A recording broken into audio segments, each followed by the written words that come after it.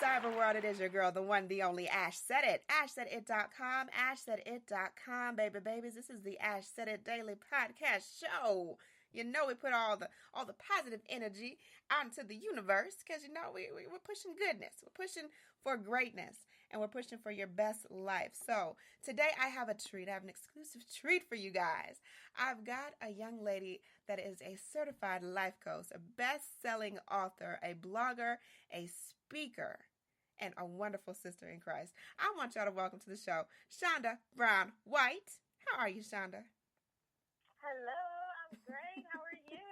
I am doing fantabulous, my sister. Fantabulous. You know, I feel as though we finally hit spring for real, maybe.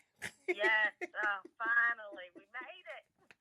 In the A-Town. I'm feeling some type of way, but I'm definitely going to just take it in stride, enjoying the warm weather that we're getting. Yes. All right, Miss Shonda. So let our listeners know where you're from. Where do you represent? Well, I represent the A-Town right now, but I'm a KY girl till I die. KY till I die. So I'm from good old bluegrass state of Kentucky. But I moved to Atlanta back in 2006. So I've had a little time here, even spent a little time in Memphis, Tennessee for a little bit. But KY is my home. I consider Atlanta pretty much the second home. Yeah, definitely. So what was that transition like for you? Kentucky, Atlanta, I mean, one would think it's like day and night. Oh, my gosh. Yeah, it was definitely day and night. But it was so funny because when I was a young girl, I honestly always talked about moving to Atlanta. My brother is like about 7 years older than me, so he went to Clark, Atlanta. So it was common for me and my mom even my grandparents, when they were still alive, we would come and visit like all the time. We had so many friends and stuff that we knew here. So for me growing up, being a young black girl, I'm like, wow, like look how these people like they doing it and they're like successful. They had their own businesses and like, you know, you just saw so many more and so much more and so many more opportunities. Mm-hmm. So for me, I was like, man, I'm gonna move to Atlanta one day. And honestly, my mom wanted to move sooner than I did, but I was young and dumb, and I was like, I want to graduate from my high school. I want to be like my big brother. So we ended up staying, but I knew once I graduated from college, I was like, I'm making the move, and then that's exactly what happened. But it was definitely a culture shock. There were some things that were different, some good, some, you know, little adjustments, but I love Atlanta. I've always loved it, so. Definitely, and Atlanta loves you. Atlanta loves you. All right, so I checked out some little key points. You have a very, very interesting background. That bio is definitely scattered with a lot of experience and a lot of inspiration. So to start things off, I want to ask first, I read somewhere that at a young age you knew that your passion to encourage and empower women was deep within you. Where did that passion come from? You know, I guess I've always just kind of felt like I've always felt like I had some type of call in my life. Even when I started writing early on, my girlfriend was like, you know, you always said you were going to write a book. You know, you always said you were going to do that. And I actually hadn't even remembered. I was like, really? But I just always kind of felt something in me to always like want to be positive or like encourage people. Even at my church back in Kentucky when I was younger, I started directing the mass choir. Like for the old people, the mass choir was like, you know, usually about 40 and above. You know, you had a little mixture of young adult, but it was really more of the, you know, older crowd. Right. And like I literally started directing at the age of 13. It's like, who am I, like this young girl directing this choir? And I did that for years until probably up until around 16, 17. And then I went to another church and I was still directing there. So it's like I always had this natural instinct to kind of like be at the forefront and kind of take on that leadership role. And, you know, I was fortunate enough that a lot of the females around me, even though we came from like single parent backgrounds and like a lot of us grew up without our fathers, we saw strong women. So it was nothing for me to see like my strong mother every day and to see my friends' mothers, you know, grinding hard, doing what they needed to do, working, keeping jobs and everything to make sure that we could be the best that we could be. So I know that my mom really influenced that a lot to just be like, you know what, if she can do it by herself, you know, despite, you know, what she had to go through, then, you know, there's other women who can like who can be successful and like do what they need to do to make it happen. So I definitely feel like my background and the way I was raised just really influenced that, and all of the women that I was around, especially in my church family and stuff, they just really empowered me to be that woman and to inspire other women. Absolutely. So let's talk about this best-selling book. Don't be a wife to a boyfriend. 10 lessons I Yes, learned ma'am. when I was single. Now, Shonda, this book is way before its time. It's just it. Ooh, hold on. I think I just caught the Holy Spirit. All right. So this book has been a bestseller on Amazon and a host of other different carriers. Where did the inspiration for this particular work come from? Um, it so I feel like the inspiration kind of started back when I did my first book back in 2008, which was like totally different from where I am now. But a lot of the inspiration came from my own personal experiences. I'm the type of girl, I try to keep it real. And like when I talk about relationships and stuff, whether it's marriage or being single, and it's like me and my girlfriends, I'm pretty honest about whatever. And so what I started noticing was that like, okay, I went through a lot of these situations, but I was like, there's really no one talking about the situations that they've gone through. And I was like, if there's no one willing to like talk about it, maybe I'll be that girlfriend, because a lot of times we like go through certain things and certain relationship issues, and whether we were young and dumb, or we just stayed with a guy for way too long, or we just don't know how to be okay with being single. Like I was all of those girls. So any type of girl you name, I was that girl at one point in my life. So I knew that if I went through those things, I knew that there were a lot of other females out there like me who had probably experienced the same thing. And I was like, maybe they're not ready to speak up. So I was like, let me speak up on their behalf and say, listen, I went through it, but this is how I came out of it. Because at the end of the day, I can't tell you how to get a man, how to keep a man, all that stuff. All I can tell you is that this is what I went through, and this is how I made it out, and this is like how I felt with it. So that's what really inspired me, because I really want women to embrace whatever their status is. So whether you're single or you're married or you're looking or you're waiting, like I really want them to be okay and be content with wherever they are in their lives and just embrace that. So I'm all about the women empowerment. So I was like, okay, relationships is really big. So let me try to hone in on that, especially because I know for me that being single, there was a season where I just didn't know how to be okay with it. And once I learned to be okay with it, and once I learned how to like just accept and love me for who I was, and no matter what my status was, that really helped me to propel and like move forward to the next level of my life. And I want other women to be able to do the same thing. Absolutely. And I love the time. I'm gonna definitely check the book out myself. I need to be reading it. I need to be putting in my school work too, Johnny. Let's keep it real. I keep it real with myself as well.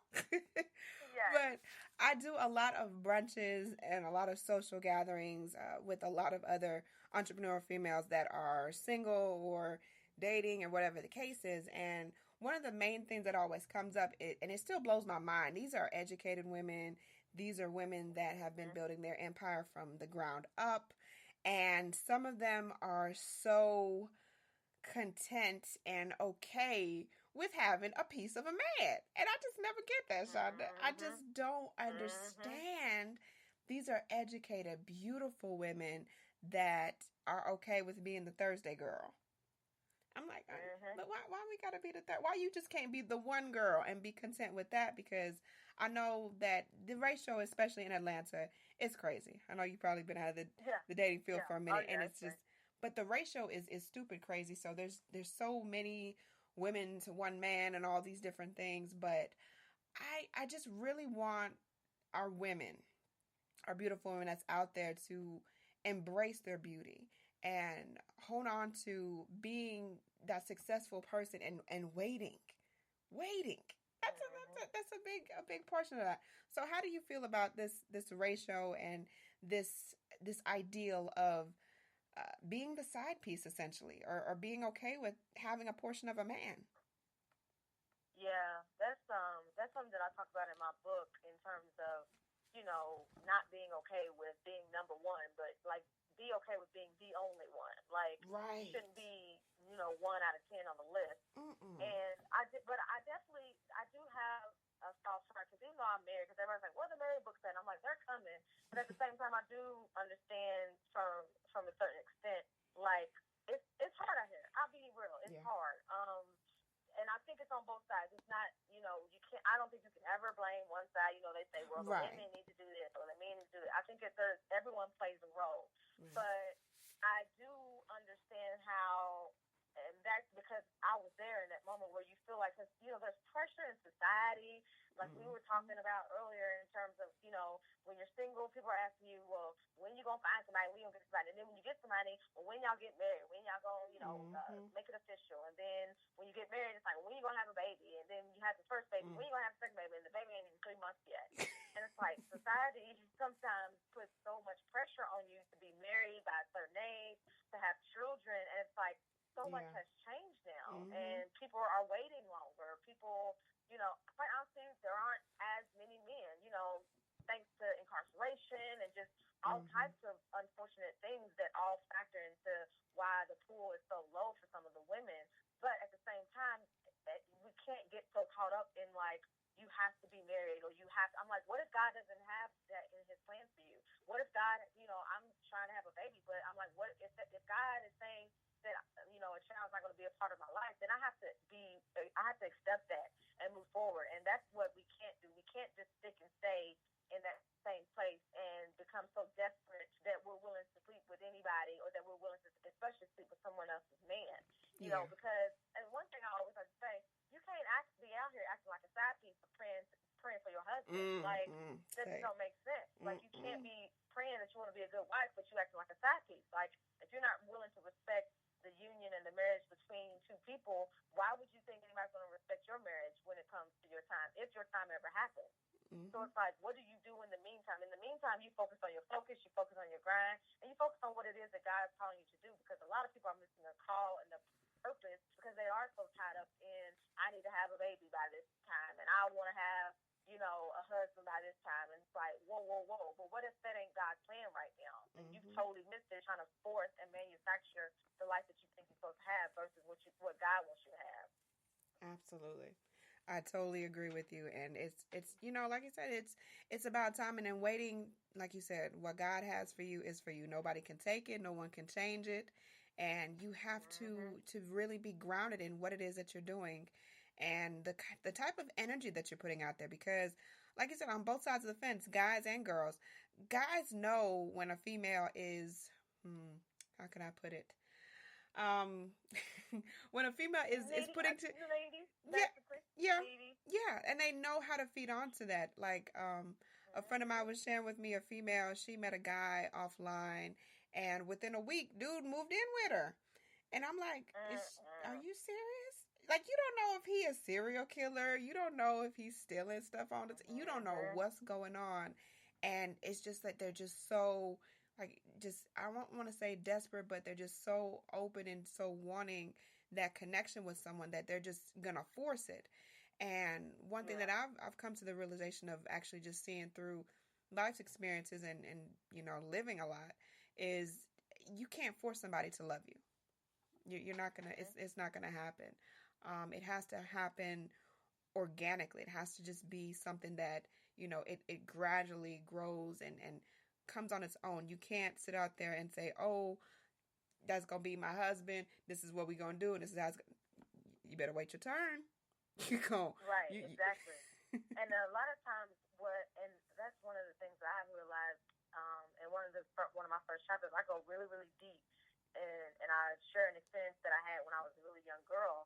And looking back on it, I realized that, like, even though I thought I knew what I was doing, I didn't. But part of the reason why I was doing that and seeking attention from those guys, and part of the reason why I was, lonely and desperate, is because I was seeking something deeper, and I was seeking that love and that affection from my father. Because at the end of the day, I realized he was the first person to break my heart. So sometimes we have to like really do some self-reflection and figure out, okay, why do I feel so lonely? Why am I so like yearning after a man's affection? And for me personally, it may not be for everybody, but for me, I realized that part of that was because I was trying to find something that I was missing from my father.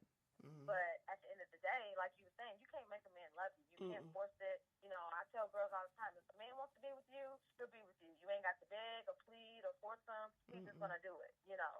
plain simple, because he's not going to want you to be with someone else. But again, we have to take responsibility for our own actions and say, okay, let me stop for a second, because I will go from man to man to man, and we have to like say, what am I doing, you know, that I can maybe improve on, or what is that inside of me that's making me feel this way? And that's not saying that every bad relationship is your fault or anything, but it's just saying, okay, let me take a step back, let me take a breather, and try to do some self-reflection and some personal development.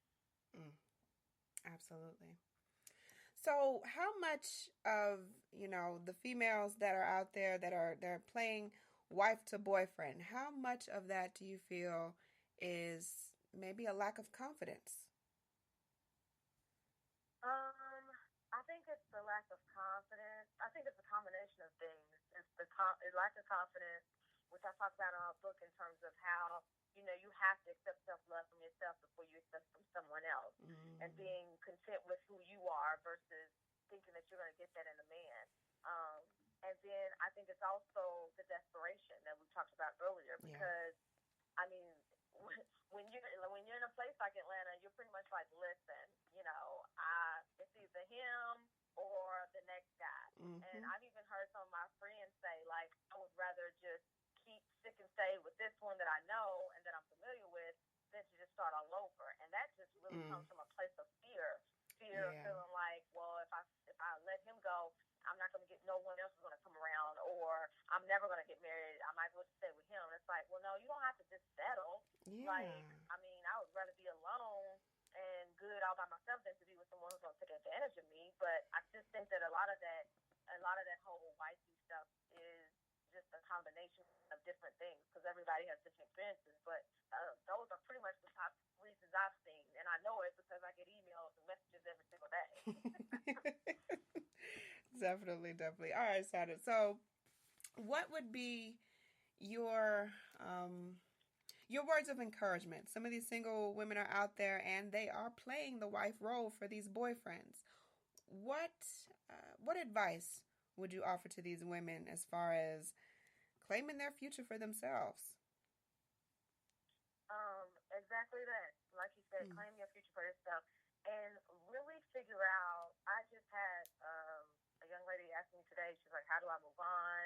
Because she feels like she's been playing the wifey role for a long time, and I'm like, "Listen, you've been playing it for some years now." And I'm like, she's had the conversations with him. He doesn't seem to be changing. He doesn't seem to Mm. want to like take things to the next level.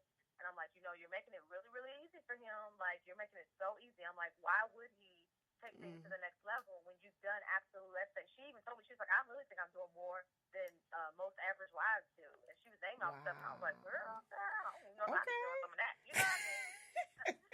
So, I'm like, we can't make it so easy. There's nothing wrong with the man working for your love. Mm. And what we have to understand is that, again, life is so much bigger than who you're going to marry. Because on the flip side of that, I know a lot of people who are married and they're on their way to the divorce court, which Yeah. is really, really sad. So Yeah. it's like, really ask yourself, would you be willing to put in the work? Are you ready for that task, and are you ready for that responsibility? And it's not cool. Chill out. And in the meantime, even if you are ready, figure out what it is that God wants you to do. What is it that you're passionate about? What is it that you have inside of you that you want to birth and you want to conceive and, bring forth to life? Because there are so many dreams waiting to be lived, and so many books, and so many goals, and so many websites, and so many businesses that need to be started. But you can't even start it because you're so consumed and so concerned about who you're going to marry next year and if you're going to get married. So it's like, really Mm. pray and get a spiritual foundation, so you can figure out, what is it that I'm supposed to be doing right now for me? What is it? How am I supposed to be impacting the world? Because you weren't just put on this earth to just get married and Mm-hmm. have kids. Like, God has a bigger purpose, but you're never going to know what that is if you don't try to discover it and try to, like, really bring it to life. So that's my advice, is just to know that everything is going to work out for your good. He never does anything without having a purpose. But if you're not trying to figure out what that purpose is, you're just going to keep wandering through this life hopelessly, waiting on somebody. Meanwhile, everyone else has moved on with their lives and they're doing what they're supposed to be doing. So that's really my advice, is just to kind of live your life and live on purpose. Mm. And don't be consumed. I know everybody's probably like, well, you got your man. That sounds easy. but I'm like, no, like that's what I was doing. When my man came along, I was living my life. I was doing me. Right. Absolutely. The book, you guys, Don't Be a Wife to a Boyfriend. 10 Lessons I Learned When I Was Single. Shonda Brown White, I thank you so much for coming through. Where can people catch you next? Where can people catch you? I know that you're going to be floating around the country. You got bookings all over. But, I mean, is there anything that you can announce officially here on Ash Said It? I do have a few events coming up in the near future, but I'm waiting for a few details to be announced and finalized. Okay. But you can always, of course, keep in touch and stay connected because I usually put up announcements, especially on my Instagram and stuff. But on my website, ShondaBrownWhite.com, and then on Instagram and Twitter, it's at Shonda B. White, and then my Facebook page is Life and Love Shonda Brown White. So most of the time, if there's an event coming up, you'll know about it at least a few weeks or so in advance. But I definitely have some fun stuff coming up. But so yeah, definitely looking forward to it, and more spectacularness coming from your camp, because I know we gonna claim it. It's coming. It's in the works. Jesus and yes, Jesus and bread on it. We receive that. Definitely. All right. And so a little birdie told me that you tried out to be a backup dancer for Queen Bee. Now, how did that work out? Sure did. Get it, Shonda. Get it. Oh my goodness! I'm one of those. I'm going to at least try once. Okay. Why not? Yeah, exactly. Why not? Live life. But I absolutely did. She wasn't there to try out, but that was I knew she wasn't going to be there. But right. It was actually right around the time that I first moved to Atlanta. Wow. And I found out she was having tryouts. I've always wanted to dance. Quite honestly, if I had hustled harder and like really stuck to it and like kept my figure in shape, I probably would have been a dancer. But I was like, you know what? I'm just gonna at least go and try and experience it, and I did. And I actually tried out for her and even Sierra. Now Sierra actually was there, and I didn't make it with that, but she did tell me that I was a good dancer, so I was really excited. I was like, yeah, that's all I need to know. Sierra said I can dance. Forget y'all. Sierra said I'm good. Right. Definitely. Well, thank you so much, Shonda. Like I said, 2017 is our year. We're claiming it. Big things are popping. Yes. And I know we are everywhere. So y'all go check out ShondaBrownWhite.com. Shonda, we might be cousins or something. I don't know. Brown is up in there. I know. But y'all go check her out. And of course, you can get all up-to-date information on yours truly on AshSaidIt.com. That is AshSaidIt.com. We got new episodes of Ash BTV. Of course, we're on Charter Cable 183 every Saturday and Sunday at 7 p.m. So you guys can check out the show. But if you've missed past episodes, go to AshSaidIt.com right now on the front page. You can check out episode 3 and episode 4. As always, you guys, continue to push forward no matter what. Anyone to tell you that you can't do what you want to do, you look them in the face and say, don't believe me, just watch. Watch what I do. Watch me make it happen. Watch me make history. Because that's what we're doing this for. We're doing this for the history books. We're doing this to take over, and we're doing this to leave our mark here on this earth. So I appreciate you guys so very much. I love y'all. Mwah, mwah, mwah. Kisses, kisses, kisses. And until we meet again, which will probably be tomorrow morning, as I get my workout on. We got to get that workout fitness on. Summer is coming. So, we're working on getting our sexy, Shonda. We're working on getting it. It's in the works. The struggle is real. I will chat with y'all later. Deuces.